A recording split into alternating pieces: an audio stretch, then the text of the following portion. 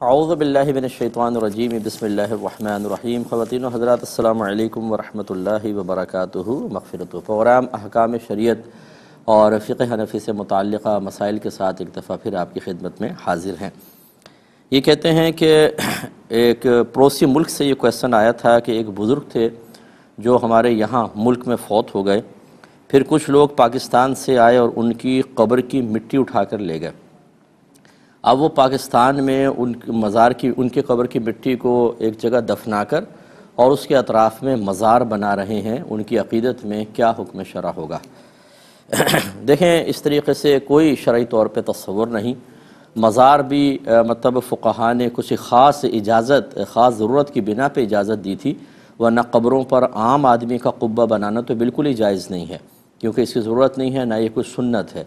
لیکن اولیاء اعظام کی یا جو علماء ہوں، جو شریف القوم ہوتے ہیں یا قوم کے اندر ایک لیڈر کی ایک معزز حیثیت رکھتے ہیں، ان کے لیے اس لیے اجازت دی کہ لوگ قبرستان میں جا کر ایسا نہ ہو کہ ان کی قبور کی بھی بے حرمتی کریں، تو اس لیے دیگر قبور سے ایک امتیاز قائم کرنے کے لیے اس کی اجازت دی۔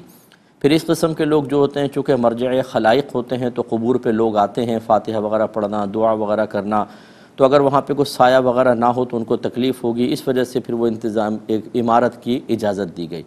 تو یہ بھی دیکھیں، اب اصلاً تو شریعت میں یہ نہیں تھی، لیکن ایک ضرورت کے تحت اس کی اجازت دی گئی، اور وہ بھی وہاں پہ جہاں واقعی صاحب مزار مدفون ہوں۔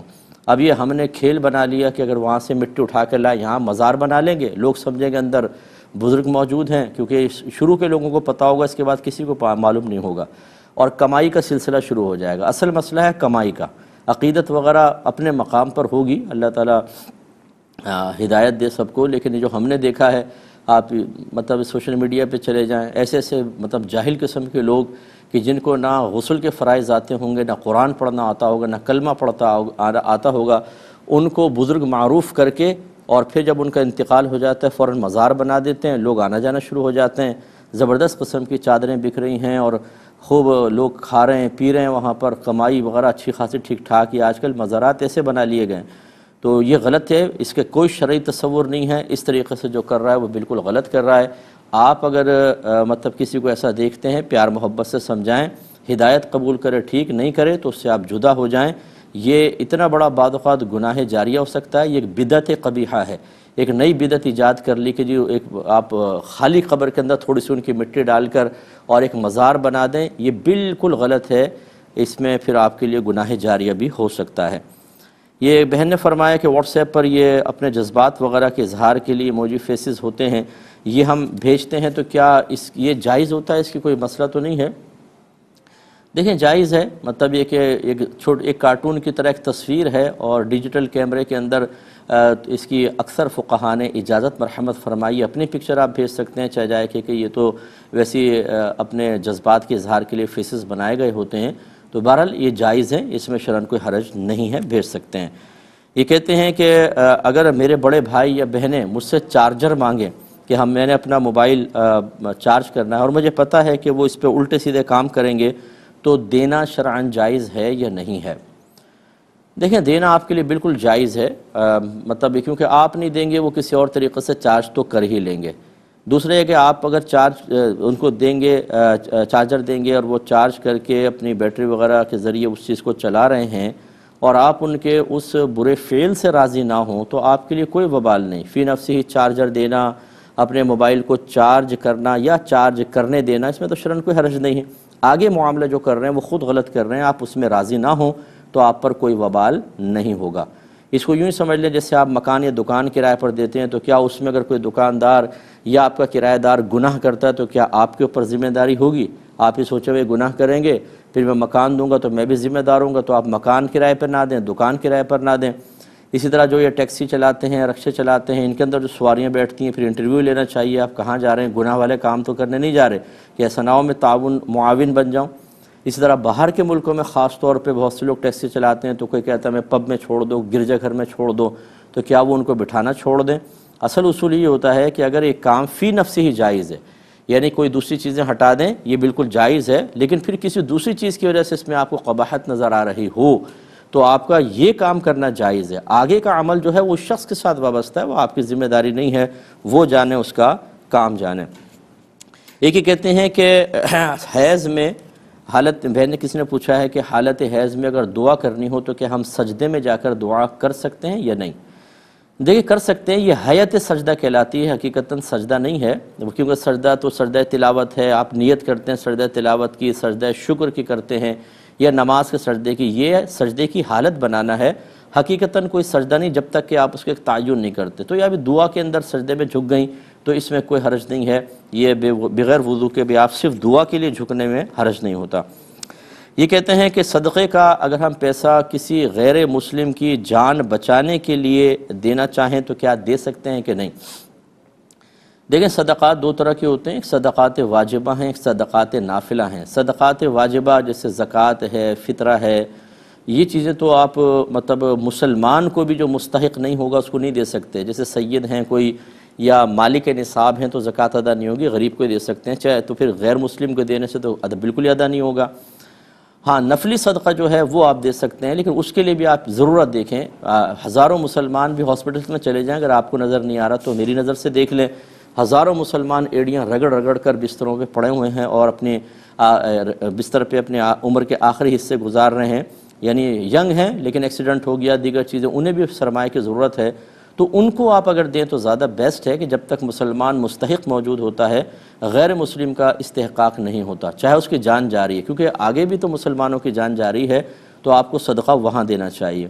ہاں اگر کوئی ایسا مسلمان آپ کے اطراف میں نہیں ہے یا آپ جانتے ہی نہیں ہیں، پھر گنجائش نکل سکتی ہے، وہ بھی اس صورت میں کہ آپ دیکھیں کہ وہ شخص اگر صحت پا جاتا ہے آپ کے پیسے سے تو کیا فائدہ ہوگا، کیا وہ ہدایت کی طرف آئے گا، کیا اس کے دل میں اسلام کی محبت پیدا ہوگی تو آئندہ زندگی میں اسلام کی مخالفت چھوڑ دے گا، یا اسلام کے دفاع کے لیے چاہے مسلمان نہ ہو لیکن اسلام کے دفاع کے لیے کوشش کرے گا، اس طرح کا کوئی پازیٹیو مقصد سامنے ہو تو پھر آپ کریں، ورنہ ویسے اس کو پیسہ خرچ کر کے صحت دلا کے آپ کیا کریں گے؟ یعنی کفری عبادت کے لیے آپ اس کو صحت دلوا رہے ہیں، اسے اگر وہ اسلام دشمن ہے تو اسلام دشمنی کے لیے صحت دلوانے کی کوشش کر رہے ہیں، اگر وہ فاسق و فاجر ہے، ایمان بھی نہیں لایا، فاسق و فاجر بھی ہے، گناہوں پر اس کو دلیر کرنے کے لیے اور قائم رکھنے کے لیے آپ اس کی مدد کر رہے ہیں، مقصد کیا ہے؟ مطلب یہ ہمیں اچھی طریقے سے اس پر بھی نظر رکھنی ہوگی۔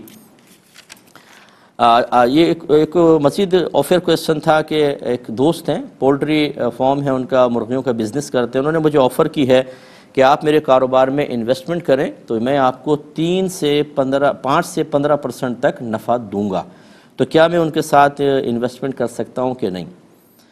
دیکھیں یہاں دو چیزیں قابل توجہ ہیں، ایک تو یہ ہوتا ہے کہ جو ہم سرمایہ لگاتے ہیں بعض اوقات اس سرمایے کا پرسنٹ طے کرنے کی کوشش کی جاتی ہے، مثلا وہ کہیں بھائی مجھے 10 لاکھ روپے دیں، ہر مہینے آپ کو 10 لاکھ کا 5% میں نفع کے طور پہ دوں گا، یہ شرعاً جائز نہیں ہوگا، کیونکہ پہلا بنیادی قاعدہ یہ ہوتا ہے کہ جب آپ انویسٹمنٹ کرتے ہیں تو اس میں پروفٹ کی فکس رقم نہیں کر سکتے، کہ مثلا میں آپ کو انویسٹ کرتا ہوں ہر مہینے 10,000 میرا پروفٹ ہوگا، یہ نہیں کر سکتے ہیں، اس میں سود کا معنی متحقق ہوگا۔ اب اگر آپ نے جو انویسٹمنٹ کی ہے اس رقم کا کوئی پرسنٹ طے کیا جائے تو وہ فکس اماؤنٹ ہی ہوگا، اگر آپ 5% کہتے ہیں 1 لاکھ کا تو لازم سی بات ہے کہ اتنا ہی ایک اماؤنٹ، ایک فکس اماؤنٹ ہر مہینے ملے گا، اور یہ تو منع تھا، اس لیے جو سرمایہ لگاتے ہیں آپ اس کا پرسنٹ طے نہیں ہوتا، بلکہ یوں طے کرنا ہوگا کہ آپ انویسٹمنٹ کریں، ہم مہینے کے آخر میں 3 مہینے کے بعد یا 6 مہینے کے بعد حساب کتاب کریں گے، جتنا پروفٹ ہوگا اس پروفٹ کا 5 سے 15% آپ 5% آپ کا، یہ 15% یوں۔ اچھا پھر اب یہ اس میں اگر اس طریقے سے آپ نے کیا کہ چلیں انویسٹمنٹ اور پروفٹ کے اندر پرسنٹ طے کر رہے ہیں، اس میں بھی ایک خاص پرسنٹ طے کرنا ہوگا، یہ نہیں کہ 5 سے 15%، وہ تو پھر کوئی طے ہی نہیں ہوا، 5 بھی ہو سکتا ہے، 6 7 8 9 10 11 12 15، بلکہ اس میں ایک فکس پرسنٹ طے کرنا پڑتا ہے کہ پروفٹ کا 5%، پروفٹ کا 10%۔ تو خلاصہ کلام یہ ہوا کہ آپ انویسٹمنٹ کریں تو یوں معاہدہ کریں کہ میں جتنا آپ کے ساتھ انویسٹ کر رہا ہوں، جب حساب کتاب ہوگا جو پروفٹ سامنے آئے گا اس کا اتنا پرسنٹ آپ کا، اتنا پرسنٹ میرا، باقی تمام صورتوں کو چھوڑ دیجیے گا۔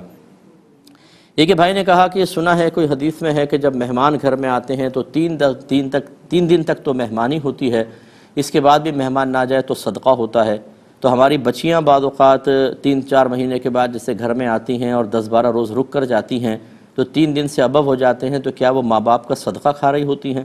اس پہ انشاءاللہ کلام کریں گے۔ کالر ہمارے ساتھ ہیں، السلام علیکم۔ جی وعلیکم السلام مفتی صاحب، خیریت سے؟ جی بھائی جان۔ اچھا مفتی صاحب، میں سوال کرنا تھا کہ اگر 2 بھائی مل کے قربانی کریں اور آدھے آدھے پیسے حصے جی قربانی ہو جائے گی؟ اور دوسرا سوال میرا یہ تھا کہ اگر ہم ہاتھ دھونے سے پہلے بسم اللہ الرحمن الرحیم پڑھ لیتے اور کوئی سوپ وغیرہ استعمال نہیں کرتے تو کیا اس سے جرمز وغیرہ ختم ہو جاتے ہیں؟ سوپ وغیرہ یوز کرنے کی دوبارہ کریں، دوسرا کویسچن دوبارہ کریں۔ دوسرا کوشچن میرا یہ ہے کہ ہم اگر سوپ استعمال نہ کریں، ٹھیک ہے، کیونکہ میرے ایک بڑے بھائی انہوں نے کہا کہ آپ اگر اعوذ باللہ من الشیطان الرجیم بسم اللہ الرحمن الرحیم پڑھ کے صرف ہاتھ دھو لیں تو آپ کے سارے جرم ختم ہو جاتے ہیں، آپ کو سوپ استعمال کرنے کی ضرورت نہیں ہے۔ یعنی صابن کہہ رہے ہیں نا آپ؟ ہاں جی، صابن استعمال نہ کریں۔ ہاں تھوڑا سا مجھے وہ ڈاؤٹ ہو رہا تھا، ٹھیک ہے۔ وہ بھائی کیا کہہ رہے ہیں صابن استعمال نہ کریں، بسم اللہ پڑھ کے نہ ہو، جراثیم مر جائیں گے۔ ہاں جی، کہتے ہیں جراثیم مر جاتے ہیں نا، تو کیا میں پوچھا تھا کہ سوپ استعمال کرنا ضروری ہے یا ایسے ہو جاتا ہے؟ ٹھیک ہے، ٹھیک ہے۔ اور جزاک اللہ۔ ایک اور کالر ہیں، السلام علیکم۔ وعلیکم السلام۔ میرا پہلے سوال یہ ہے کہ اس سال ثواب کرنے کا صحیح طریقہ کیا ہے؟ مطلب ہم جو روزانہ تلاوت کرتے اور ہم نے یہ طے نہیں کیا۔ چلیں اور ٹھیک ہے، میں بتاتا ہوں بیٹا، ٹھیک ہے، صحیح طریقہ ٹھیک ہے۔ اور دوسرا کویسچن کر لو۔ دوسرے سوال بھی، ہیلو جی بولیے۔ اور دوسرا سوال یہ کہ جوڑے تو آسمانوں پر بنے ہوتے ہیں نا، تو پھر کوئی یہ دعا کر کہ مجھے ایسا شوہر ملے یا ویسا ملے، تو یہ دعا کرنا صحیح ہے؟ اور تیسرا سوال یہ کہ جب ہم اچھائی برائی سب کچھ ہماری قسمت میں لکھا ہوتا ہے، تو پھر کوئی کہتا ہے کہ ہم نیک عمل کیوں کرے، اگر ہم ہو سکتے ہیں ہم نے دوزخ میں جانا ہو، تو پھر اس طرح یہ کیا مسئلہ ہے؟ چلیں اور کوئی کویسچن ہے آپ کا؟ چلیں میں عرض کرتا ہوں، ایک مختصر سے بریک پہ جائیں گے، ہمیں یقین آپ ہمارے ساتھ ہی رہیں گے۔ بسم اللہ الرحمن الرحیم۔ ایک یہ کویسچن کیا تھا کہ یہ کہتے ہیں کہ کسی نے کہا کہ اگر میں یوں یہ کام نہ کروں تو تم میرا نام بدل دینا۔ پھر کہتے ہیں اس شخص نے وہ کام نہیں کیا، تو کیا ہم اس کا نام بدل سکتے ہیں کہ نہیں بدل سکتے؟ دیکھیں، یہ جو ہم اس قسم کے باتیں کہتے ہیں نا، یہ محاورتاً کہی جاتی ہیں، یہاں اس کی حقیقت مراد ہی نہیں ہوتی۔ اگر میں یہ نہ کروں تو میرا نام بدل دینا، اگر تم نے ایسا نہیں کیا تو پھر مجھ سے برا کوئی نہیں ہوگا۔ تو یوں ہم اس طرح کی دھمکی دے رہے ہوتے ہیں یا بعض اوقات محاورتاً کوئی بات کہہ رہے ہوتے ہیں، ان کے اصل مفہوم مقصود ہی نہیں ہوتے۔ اور فرض کر لیں اگر اصل مقصود سامنے رکھ کر یا اصل مفہوم کو ہی بنیاد بنا کر اس شخص نے کہا ہے، یہ ثابت بھی ہو جائے، تب بھی کسی شخص کا کوئی دوسرا نام بدل دینا یقینی سی بات ہے کہ آپ اس کا کوئی اچھا نام تو رکھیں گے نہیں، کوئی نہ کوئی خراب قسم کا نام رکھیں گے۔ اور مسلمان کا برا نام رکھنا، انہیں برے القاب سے نوازنا، یہ سورہ حجرات میں سختی کے ساتھ منع کیا گیا ہے۔ تو اگر کسی نے جذباتی پن میں ایسا کہہ بھی دیا ہے تو بہرحال آپ اس کو غلطی کا احساس ضرور دلائیں کہ آپ نے دعویٰ کیا تھا، یہ بات کہی تھی، لیکن نام بدلنا اور غلط قسم کا نام رکھ دینا یہ شرعاً جائز نہیں ہوگا۔ یعنی گویا کہ اس نے اگر غلط کیا تو آپ بھی غلط نہ کریں نا، اگر اس نے غلط کیا تو آپ صحیح شریعت کے راستے پہ چلیں۔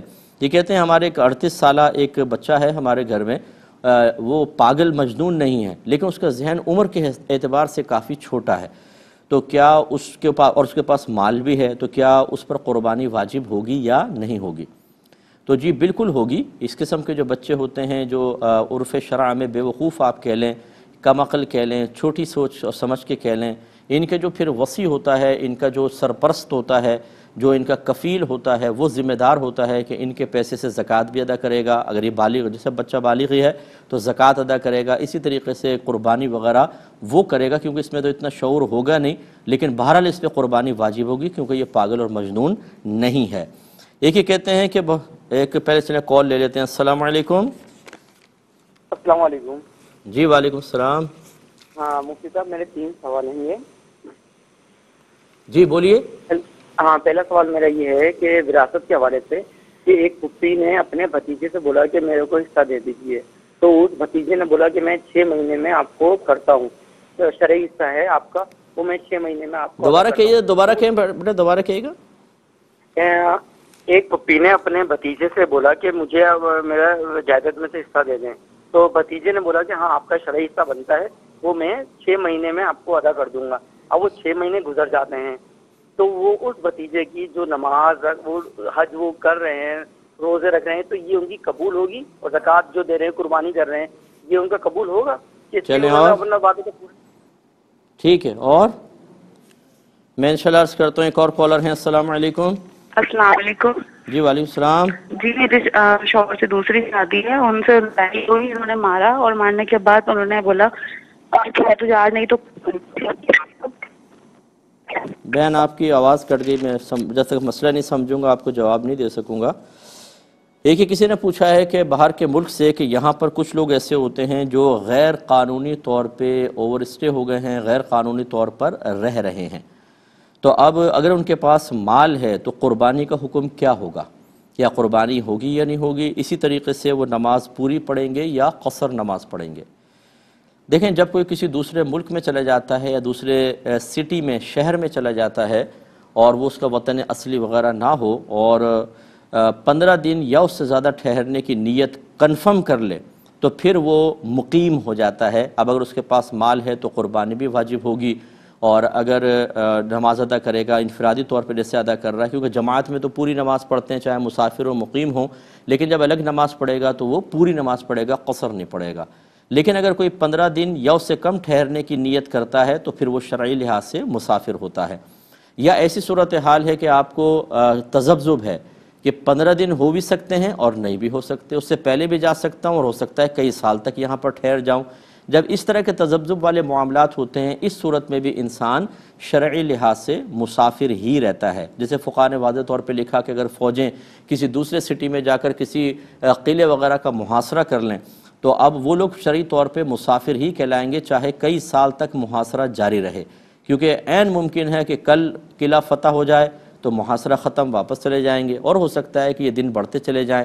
تو خلاصہ کلام یہ کہ اس تفصیل کے بعد کہ وہ شرعی لحاظ سے مسافر ہیں، غیر قانونی ان کا رہنا غلط ہے، ان کو چاہیے کہ وہ اپنے آپ کو قانون کے حوالے کر کے ملک میں آئیں، اس طرح وہاں رہنا غیر قانونی ہوگا۔ پھر وہ غیر قانونی طور پہ جابس وغیرہ کرتے ہیں، یہ سب غیر قانونی ہے اور گناہ کے کام ہیں، کیونکہ قانون کے مطابق جو مطلب انسان چلتا ہے، چاہے وہ شرعی قانون نہ ہو لیکن شریعت سے ٹکراتا بھی نہ ہو تو اس کو فالو کرنا واجب ہے، اور اس کا ترک شدید قسم کا گناہ ہے۔ ہمارے باہر رہنے والے بہت سے لوگ، ان کو لگتا ہے کہ جیسے یہ جنت میں آ گئے ہیں اور جنت سے ہمیں نہ نکالو، چاہے ہمیں کرپشن کرنی پڑے، ہمیں جھوٹ بولنا پڑے، بیویوں کو جھوٹی طلاقیں دینی پڑیں، چاہے اور کوئی فراڈ کرنا پڑے، پتہ نہیں باہر کے ملک میں رہنے کا کیا ان کو اتنا شوق ہے اور کون سی نعمت ان کو حاصل ہو رہی ہے کہ جس کے بدلے میں آخرت کی نعمتیں بھی وابستہ ہیں، ایسا کچھ شاید ذہن بن چکا ہے۔ حالانکہ اس دنیا کے آسائشوں پر اپنی آخرت کو برباد کر لینا یہ بے وقوف ترین انسان کا کام ہوگا، سمجھدار کا تو نہیں ہو سکتا، پھر وہ مرنے کے بعد یہ پچھتاوا ہوتا ہے، دنیا میں نہیں۔ تو خلاصہ کلام یہ کہ ان کو اس سے ختم کرنا چاہیے، لیکن جب تک وہاں پر ہیں وہ شرعی طور پہ مسافر ہیں، اگر مال ہے بھی تو قربانی واجب نہیں، اور اکیلے نماز پڑھیں گے تو نماز قصر ادا کرنی ہوگی۔ ایک کال لیتے ہیں۔ السلام علیکم۔ وعلیکم السلام۔ جی میرا آپ سے یہ سوال تھا، میں اپنے ابو کو کبھی کبھار شرعی مسئلہ بتاتا ہوں تو یہ کہتے ہیں کہ یہ ہمارا دین آسان ہے، مشکل نہیں ہے، اور کہتے ہیں کہ یہ مولویوں کی باتیں ہیں، ایسا کرنا یہ کلمہ کفر تو نہیں ہے؟ اور ایک سوال یہ کرنا تھا کہ اکثر لوگ اللہ پاک کا نام لیتے ہوئے اوپر کی طرف اشارہ کرتے ہیں، اوپر والا کہتے ہیں، ایسا کرنا کلمہ کفر تو نہیں ہے؟ اور بس یہی سوال تھا۔ چلے میں انشاءاللہ عرض کرتا ہوں۔ ایک اور کالر ہے۔ السلام علیکم۔ السلام علیکم۔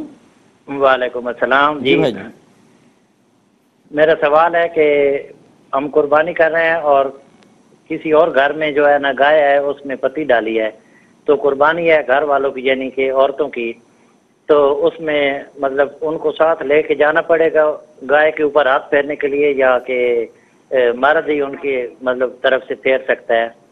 چلے بھائی جان بتاتا ہوں، ٹھیک ہے۔ ایک ہی ابھی کے کوشچن لے لیتے ہیں، پھر انشاءاللہ اور پھر کوشچنس کی طرف دوبارہ آئیں گے اگر ٹائم بچے گا۔ تو انہوں نے کہا کہ اگر دو بھائی مل کر ایک قربانی کرتے ہیں، جیسے گائے کرتے ہیں، تو ویسے تو اس میں 7 حصے ہوتے ہیں، لیکن 2 بھائی کریں تو کیا کر سکتے ہیں کہ نہیں؟ دیکھیں بالکل کر سکتے ہیں۔ وہ یوں کہیں کہ یہ ہم 2 بھائیوں کی گائے، بس حصے یوں نہ کریں کہ 3.5 تیرے 3.5 میرے، اگر یوں کریں گے تو پھر ایک حصے میں تو دونوں شریک ہوں گے 3 اس کے 6 اور 7ویں حصے میں دونوں شریک کہلائیں گے اگر زبان سے آپ نے کہا، ورنہ آپ کہیں کہ اس گائے میں ہم دونوں شریک ہیں، ہو جائے گی، لیکن حصے نہ کریں۔ یا پھر یوں کر لیں، حصے اگر کرنا چاہتے ہیں کہ بھئی 3 تیرے اور 4 میرے، پورا حصہ منسوب کریں، پھر ٹھیک ہوگا۔ لیکن اگر کوئی حصے منسوب نہ کریں، بس یوں کریں پوری گائے ہم دونوں کی طرف سے، تو قربانی ہو جائے گی۔ ایک انہوں نے کہا کہ ان کے جو بھائی ہیں وہ مطلب اس دور کے وصف اجتہاد پر کے حامل ہونے کا انہوں نے اظہار کیا کہ صابن استعمال کرنے کی کوئی ضرورت نہیں ہے، تم بسم اللہ الرحمن الرحیم پڑھ کر اپنے بدن پہ پانی بہاؤ تو تمام جراثیم مر جائیں گے۔ دیکھیں اس طرح حسن ظن قائم کر کے اور لوگوں کو بیماریوں کی طرف اور پریشانیوں کی طرف لانا یہ بالکل شرعاً جائز نہیں۔ آپ کے بھائی جب بیمار ہوں تو ان کو کہیں کہ آپ کوئی دوا نہ کھائیں، بسم اللہ پڑھ کے پانی پئیں، شفا اللہ تعالیٰ دے گا۔ بسم اللہ پڑھ کے اپنے پر پھونک مار لیں، سارا جراثیم تو ویسے ہی مر جائیں گے، اور اکثر یہ جراثیم کی بیکٹیریاز کی وجہ سے ہی بیماریاں ہوتی ہیں۔ کیوں نہیں کورونا وائرس کے مریضوں کے پاس ان کو لے جاتے اور کہتے کہ بھائی بسم اللہ پڑھ کے پھونکے مارو، سارے جراثیم مر جائیں گے؟ کیا فائدہ ان کے علاج وغیرہ کرنے کا؟ ایسی بیوقوفیاں کر رہے ہیں، اتنی ویکسین منگانا، پھر یہ کرنا، پھر ڈوزیں لگانا۔ یہ ان سمجھدار بھائی جان کو لے جائیں۔ تو خلاصہ کلام یہ ہے کہ اگر بھائی جان بھی مجھے سن رہے ہیں تو ناراض نہ ہوں، اور اس قسم کے کئی بھائی جان سن رہے ہیں تو خدا را آپ سے بھی میری گزارش ہے کہ اپنے اس طرح کے جذبات کو کہ جس پہ خود آپ عامل نہ ہوں، ایسے دعوے کہ جن کو بوقت ضرورت خود آپ ان پر عمل پیرا نہ ہوں بلکہ راہ فرار اختیار کر کے دنیاوی وسائل اختیار کریں، انہیں لوگوں میں عام نہ کریں۔ اس طرح لوگ بیچارے پریشان ہوتے ہیں، کوئی جوش میں آ کر آپ کی اس بات کو سن کر ہو سکتا ہے کہ کوئی دوا وغیرہ استعمال نہ کرے، مر گیا تو وبال آپ پر بھی ہوگا۔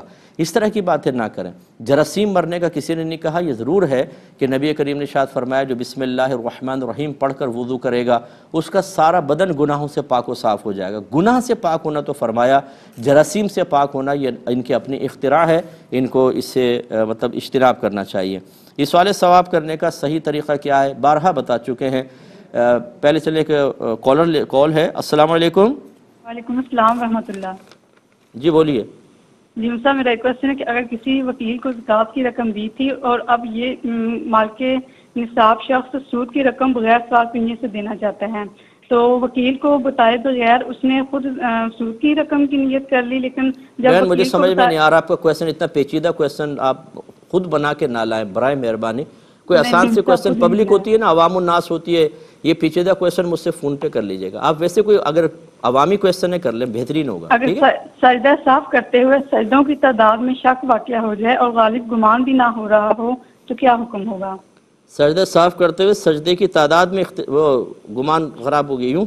جی جی چلے میں بتاتا ہوں۔ اگر نماز کے دوران پیشاب وغیرہ کا غلبہ ہو جائے لیکن نماز شروع کرنے سے پہلے ایسا نہ ہو تو کیا نماز کو توڑ دے یا جاری رکھیں؟ ٹھیک ہے۔ اور اگر پوری پڑھ لے تو بعد میں واجب الادا کا کیا حکم ہوگا؟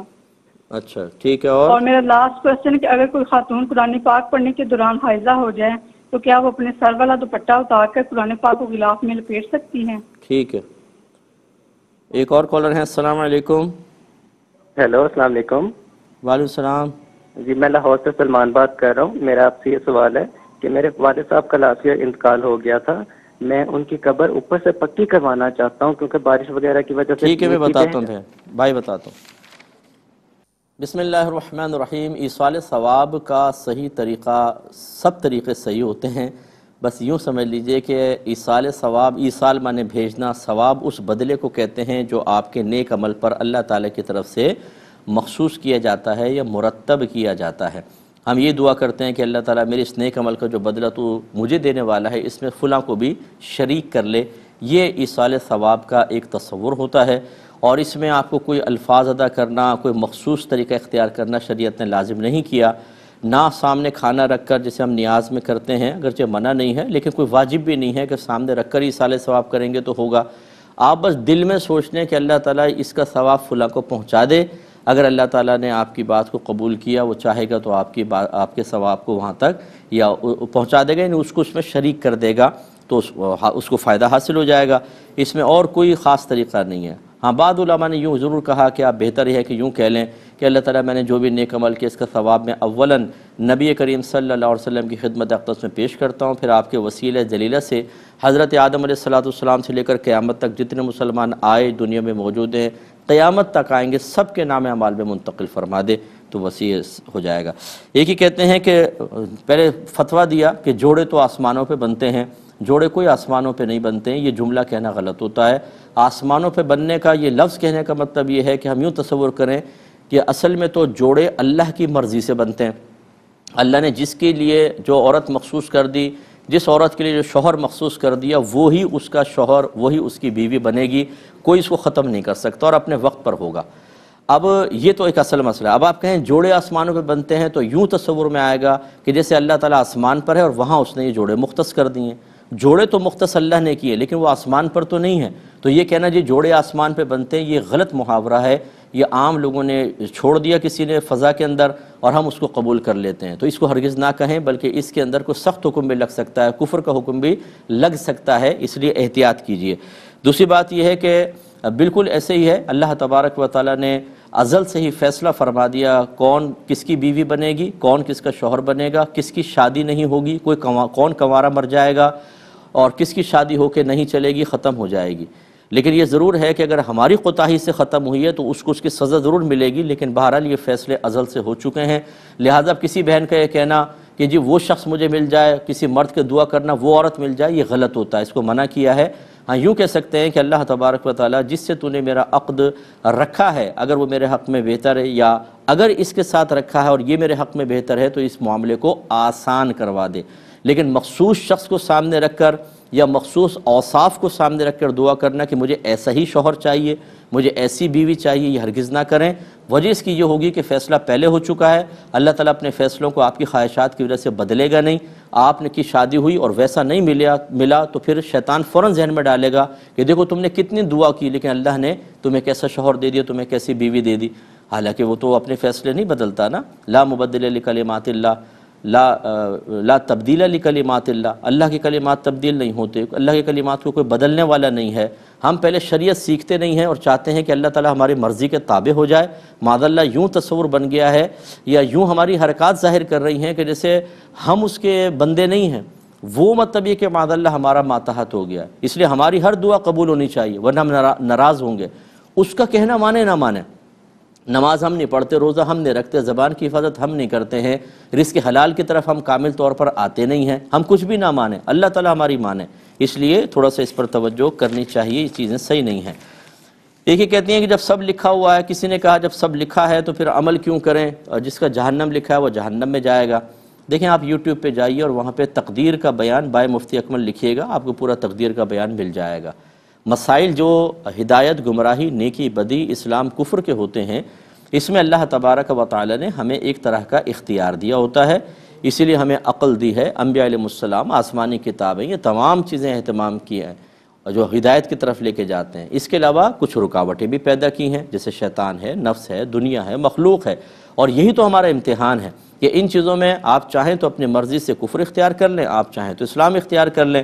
اب جب آپ اپنے آپ کو کنٹرول کر کے شریعت کے تابع رکھ کر اپنے آپ کو اسلام کے قریب رکھتے ہیں یا اسلام قبول کرتے ہیں، اس پر آپ کو انعام ملے گا، اور اگر آپ دوسری طرف جاتے ہیں تو یہ اللہ کے زبردستی لے جانے سے نہیں ہے، آپ اپنے قدرت و اختیار سے گئے ہیں، اسی کی آپ کو سزا ملے گی آخرت میں۔ صحابہ کرام علیہم رضوان نے بھی یہی کویسچن کیا تھا کہ یا رسول اللہ اگر سب کچھ لکھا جا چکا ہے تو عمل کاہے کا رہا؟ نبی کریم صلی اللہ علیہ وسلم نے فرمایا تم عمل کرتے رہو، اللہ تبارک و تعالی نے جس کے لیے پیدا کیا ہے اس کے لیے وہ آسان کر دے گا۔ جس کی تشریح توضیح یہی ہے کہ اللہ تعالیٰ نے جو مطلب یہ کہ معاملات وہاں لکھے ہیں لوح محفوظ پر وہ ہو کر رہیں گے، لیکن ان میں معاملات دو طرح کے ہیں، ایک میں ہمیں اختیار دیا ہے باقاعدہ اور اس اختیار کی وجہ سے ہی تو جزا اور سزا ہے، اگر ہم غیر مختار ہوتے، بالکل مجبور محض ہوتے تو سزا کیوں ملتی؟ اس لیے نیکی، بدی اور گمراہی اور ہدایت، صحیح غلط، اسلام، کفر، یہ وہ مسائل ہیں جن میں ایک طرح کا اختیار ہے، ان میں بچہ اور پپو بننے کی ضرورت نہیں ہے کہ جی ہم کیا کریں، اگر اللہ تعالیٰ نے چوری میری قسمت میں نہ لکھی ہوتی تو کیوں ہوتا؟ ایسے شخص کو اگر ایسے کوئی عقیدہ رکھتا ہے تو پھر چور کو کیوں پکڑتے ہیں آپ؟ اس کی قسمت میں چوری تھی، اس نے چوری کر لی، لے گیا آپ کا مال، تو پھر کیوں آپ ناراض ہوتے ہیں؟ تو یہ بالکل غلط چیز ہوتی ہے، اس میں یہی حکم شرع جو میں نے عرض کیا ہے۔ یہ کہتے ہیں کہ ایک پھپھی تھی، انہوں نے اپنے بھتیجے سے کہا مجھے وراثت میں سے حصہ دو، ان کا بنتا ہوگا، اس نے 6 مہینے کا وعدہ کیا لیکن 6 مہینے گزرنے کے باوجود نہ دیا، تو جس نے نہیں دیا کیا اس کے نماز، روزے، قربانی، حج وغیرہ مقبول ہوگا؟ دیکھیں بعض گناہ ایسے ضرور ہیں جن میں نبی کریم صلی اللہ علیہ وسلم کی طرف سے عبادات کی عدم قبولیت کی طرف اشارہ ہے، جیسے جس نے اپنی ماں کو ناراض کیا، ایک روایت میں ہے وہ اس کو راضی کر لے، اگر راضی نہیں کرے گا تو اللہ تعالیٰ نہ اس کا فرض قبول کرے گا نہ اس کا نفل۔ تو یوں ایسے بعض گناہ ہیں، لیکن ہر گناہ کے بارے میں ایسا نہیں ہے کہ اس کے اعمال مقبول نہیں ہوں گے۔ کسی کا پیسہ دبا لیں گے، اعمال اپنی جگہ پر ہیں، یعنی اس کے جو نیک اعمال ہیں ان کی قبولیت عدم قبولیت اللہ کی مشیت پر موقوف ہے۔ یہ ہم حکم نہیں لگا سکتے کہ چونکہ وہ پھپھی کو حصہ نہیں دے رہا تو جب تک نہیں دے گا اس کی تمام عبادات برباد، ایسا نہیں ہے۔ لیکن یہ کہنے کا مقصد ایسے لوگوں کی حوصلہ افزائی بھی نہیں ہے جب آپ ایک مال دینا ہے تو فوراً سے پیشتر دینا، آپ نفع اٹھاتے رہیں۔ جیسے بعض اوقات ایسا ہوتا ہے کہ 4 بھائی ہیں، 2 بھائی ایک مکان میں رہ رہے ہیں، والد صاحب کا انتقال ہے، وہ کہتے ہیں اب یہ مکان اگر ہم تقسیم کر دیں گے ہم کہاں جائیں گے؟ یعنی کس قدر یہ مطلب سیلفش پن ہے، آپ اندازہ کریں کہ اپنی اغراض آپ دیکھ رہے ہیں، دوسرے بھائیوں کو حصہ نہیں مل رہا، کوئی مسئلہ نہیں ہے، ہم کہاں جائیں گے؟ بھئی آپ کہیں پر بھی جائیں، یہ اس کا حق ہے، اگر وہ مطالبہ کر رہا ہے تو آپ کو دینا ہوگا۔ ہاں اگر وہ مطالبہ نہ کریں، وارث کہیں چلو ٹھیک ہے آپ رہو، جب تقسیم کرنا ہوگا کر لیں گے، تو پھر تو آپ رہ سکتے ہیں، ورنہ یہ کہنا جی ہم کہاں جائیں گے، تو آپ کرائے کے مکان میں جائیے، ان کا حصہ ان کو دیجئے۔ تو یہ چونکہ اب بڑی معذرت کے ساتھ میں جملے کہتا ہوں، بعض لوگ ناراض ہو جاتے ہیں، یہ اصل میں وائرس منتقل ہوتا ہے ماں باپ کی طرف سے۔ وہ بچوں کی دینی تربیت نہیں کرتے، انہیں نہیں پتہ ہوتا کہ بچوں کی روحانی تربیت کیسے کرنی ہے، ان کو علم کیسے سکھانا ہے، گناہوں کی معرفت کیسے دلوانی ہے۔ وہی چند مخصوص چیزیں، ایمان مفصل، ایمان مجمل، ناظرہ قرآن، 6 کلمے یاد کروا دیے، تھوڑی سی نماز، ہمارا فرض ادا ہو گیا۔ تھوڑے سے اخلاقیات سکھا لیتے ہیں، بیٹا کسی کے گھر جائیں تو دیکھو چیز نہیں مانگتے ہیں۔ ابا جان پوری زندگی میں 2-4 مقولے ہوتے ہیں جو بچوں کو سکھا دیتے ہیں، وہی بچے ذکر کرتے رہتے ہیں، ہمارے ابا جان کہا کرتے تھے یہ نہ کریں، ہمارے ابا جان کہا کرتے تھے یہ نہ کریں۔ وہ 2-4 چیزیں ہوتی ہیں، باقی شریعت کس چیز کا مطالبہ کر رہی ہے وہ تو ماں باپ کو سمجھنا چاہیے نا، وہ تو آپ ذمہ داری پوری کریں۔ اولاد ہمارا کہنا نہ مانے تو ہمارے موڈ آف ہو جاتے ہیں، ہم اللہ کا نہ مانے، شریعت کے نہ مانے، کوئی مسئلہ نہیں ہے، یہ غلط چیز ہے۔ یہ جتنے مسائل پیدا ہوتے ہیں اوپر سے چونکہ تربیت نہیں ہوتی، علم نہیں سکھایا گیا ہوتا، ماں باپ اپنی حقیقتاً ذمہ داری پوری نہیں کر رہے ہوتے، اولاد لڑتی ہے، خرابی میں مبتلا ہوتی ہے۔ اور میں اکثر آپ کو سمجھا چکا ہوں، ناراض مت ہویا کریں میری بات کا، میں بالکل صحیح بات آپ کو کہتا ہوں آپ کی ہمدردی میں۔ جو ماں باپ اپنے بچوں کی دینی تربیت نہ کریں، اس کے بعد بچے بالغ ہونے کے بعد جتنی خطائیں اس عدم تربیت کی بنا پر اور جو انہوں نے علم نہیں دیا اس کی کم علمی کی وجہ سے کریں گے، اس کا وبال ماں باپ پر بھی ہوگا۔ یہ اچھی طرح یاد رکھیں، یہ آسان نہیں ہے شادی کر کے بچے پیدا کر کے اور ان سے نفع حاصل کرنا، کہ آپ نے کہا بچے پیدا ہوئے ماشاءاللہ پڑھا لیا، سب کی شادیاں ہوں گے، اپنے گھر میں سیٹ ہیں۔ اب ذرا آخرت کی فکر بھی کر لیجیے گا، گھر میں تو سیٹ ہے لیکن اگر آپ کی اتنے تربیت نہیں کی تھی، آپ نے علم نہیں سکھایا تھا، جتنے گناہ کرتے رہیں گے وہ بھی گناہ گار اور آپ کے نام اعمال میں بھی گناہ لکھا جائے گا، اس لیے تربیت لازم ہے۔ یہ کہتے ہیں کہ میں اپنے ابو کو جب کوئی شرعی مسئلہ بتاتا ہوں، وہ کہتے ہیں بھئی دین تو بہت آسان ہے اور یہ مولویوں کی باتیں ہیں، ایسا کہنا کفر ہے۔ دیکھیں احتیاطاً ان کو تجدید ایمان اور تجدید نکاح تو کروانا چاہیے، لیکن جو والد صاحب شریعت کی بات سننے کے لیے تیار نہ ہوں، وہ کیا تجدید ایمان اور کیا تجدید نکاح کریں گے، وہ تو اور صراحتاً کلمات کفر کی طرف آ جائیں گے۔ تو ایسے لوگوں کے لیے دعائی کریں اور کچھ نہیں۔ جب والدین کی یہ حالت ہے، آپ بتائیے اولاد تو کیا بیچارے سکھائیں گے؟ یہ کہنا دین بہت آسان ہے، میں اکثر کہتا ہوں کہ اچھا چلیں ہم تو مشکل دین بیان کر رہے ہیں نا، ایسے لوگوں کو بٹھایا جائے اور کہا جائے نکالو قرآن حدیث سے آسان دین، جو مولوی نے چھپا لیا تھا اور آپ کو اللہ نے بتا دیا، وہ نکال کر بتا دو تاکہ اس دین پر عمل کریں۔ پھر زبانیں بند ہو جائیں گی، پھر آتا جاتا کچھ ہے نہیں۔ لیکن دین کے معاملات میں ایسی باتیں کرنا، اپنے بچوں کو یہ گمراہ کرنا ہے یا ہدایت دینا ہے، اندازہ کریں۔ تو اس لیے ایسے والدین برا نہ مانیں اور خدا را اپنی اولاد کو نیکی کے راستے پر لائیں۔ اب چونکہ وقت ختم ہو گیا، کچھ کویسچنز اس پروگرام کے باقی ہیں، میں کل انشاءاللہ ان کو شامل پروگرام کروں گا۔ اس وقت تک کے لیے اپنے میزبان کو، ہماری کیو ٹی وی کی پوری ٹیم کو اجازت مرحمت فرمائیں۔ آپ ہمارے لیے دعا کیجئے، ہم آپ کے لیے دعا گو ہیں کہ اللہ تعالی ہم سب کو اپنی اولاد کے لیے علم دین خود سیکھ کر، رول ماڈل بن کر، ان کی اچھی تربیت کرتے ہوئے وہ علم ان تک منتقل کرنے کی توفیق عطا فرمائے، آمین۔ وآخر دعوانا ان الحمدللہ رب العالمین۔